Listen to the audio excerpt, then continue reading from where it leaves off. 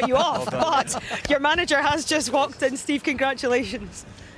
Thanks very much. Well done. On the word, I mean, I'm going to try and do this. Thank you. Congratulations, Steve. First of all, what's your reaction to the performance and the result today? Result good. Performance good in parts. There are bits that we can certainly improve on. But no, it's a pleasing start. Historically, we don't always start the campaigns well, so it's nice to get the 3 points at home and look forward to a fantastic night on Tuesday night against one of the top European sides in Spain. We were just talking actually about Che Adams. What's the prognosis on him going off? Well, we're just going to have a look at it. He felt his calf tighten a little bit, so we'll have a look at it and then work from there. I was going to ask you, Steve, you must have been delighted with impact of the substitutions. Looking at the bench, really strong bench now, and I mentioned to the guys, Nema, looking at the squad now, you've got 20, 21, 22 players, real great strength and depth. Yeah, I think it's nice when you turn around and look at the bench, and we needed a bit more energy on the pitch, and you're putting on a Ryan Christie and a Scott McTominay who've got those legs to start driving the team forwards. And obviously towards the end we got the rewards for that with Scott arriving in the box twice and Ryan Christie with 2 good assists. And Angus Gunn making his debut, a clean sheet for him, Steve. And I said the saw right him name looking there, there. didn't I? I was waiting to see how Craig was looking. A clean sheet's a clean sheet for Scotland, I'll take it. No, absolutely. Listen, it's a good start. And sometimes those games are the most difficult ones. The shot at the end that skips just in front of him. Anything he did, his hands were clean. I did tell him to check his studs at half time after he slipped and managed to sit on the ball, which maybe shows that he's got a little bit of luck on his side, but you always need a little bit of luck. So his handling was clean, his kicking was good, so you can be pleased with his debut.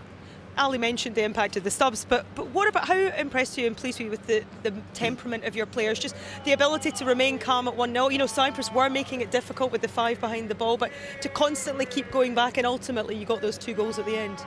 No, I think, listen, there's been many nights or many afternoons here at Hampden where the Scotland team's 1-0 going into the last 10 minutes and it becomes very, very nervous. You can feel the crowd starting to get a little bit nervous. Credit to the players, they just kept believing. Obviously it changed a little bit when Cyprus went to a back 4 because suddenly it opens up, you get more spaces to break into. And we defended, on the whole we defended well. We need to work a little bit on the press. The press at times wasn't quite right, we didn't get that right. But if there's nothing to work on, it gets boring, eh? So we have to work on, we have to try and get better. Yeah, you don't want to be too good, do you? No, absolutely.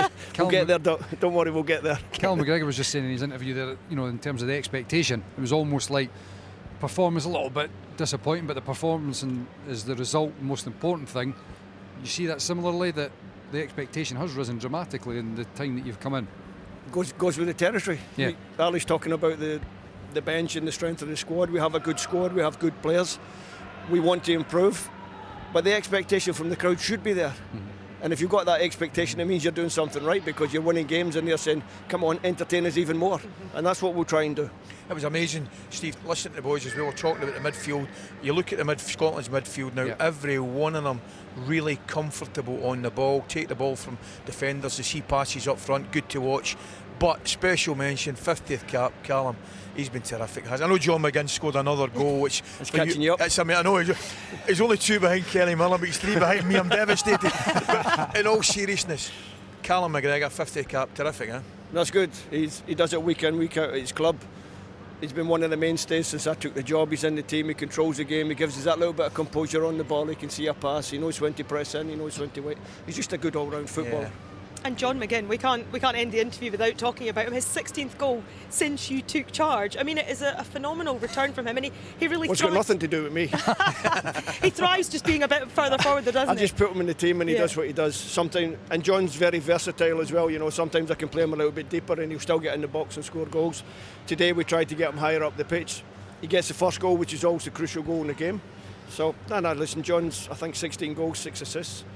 He's proven a very, very capable player for his country. He certainly is. I know you've got a lot of media commitments, Steve, so thank you for joining us. Thanks, Emma. And good Thank luck you. on Tuesday. Thanks, guys. We'll take the same again on Tuesday, Steve. Thanks.